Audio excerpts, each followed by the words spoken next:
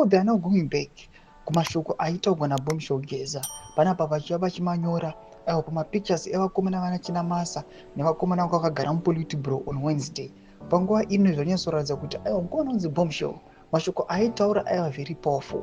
Vanhu panapa vari pamisa mamwe mavideos achibuda achitaura achiti you must look at my face munyatsokuona kuti am I joking kuti we are going to face against this regime tikuibvisa hazviperi mushe. Sana muna mashoko kudanirwa panapa nokubva subscribe like watonga bell icon. Mukomana unobuda panapa uposta mukomana vana Patrick Masa kuenda paendo iri kukonzeresa panguva ino yakanzi Comrade Blessed R Geza.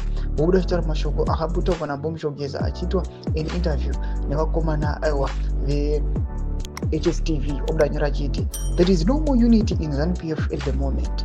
All these elements are hiding behind their fingers. They preach against what they do behind closed doors.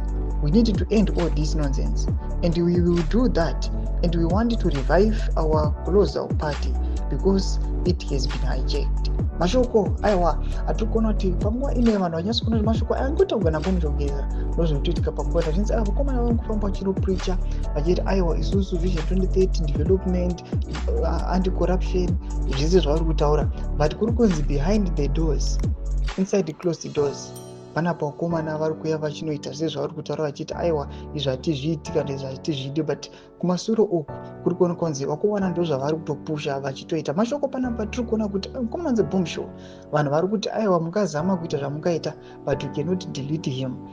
Mumwoyo yevanhu nemashoko akauya akataura zvakashamisa vanhu kuti munyika mutori nevanhu vachiri brave zvakadai so zvokuti vangafesa the regime wakati we want to remove it. Tudze mafungiro enyu muri kudii pamusoro pechitiko ichi. Pinda comment section medu mudze mafungiro enyu. Subscribe or like, turn on the bell icon.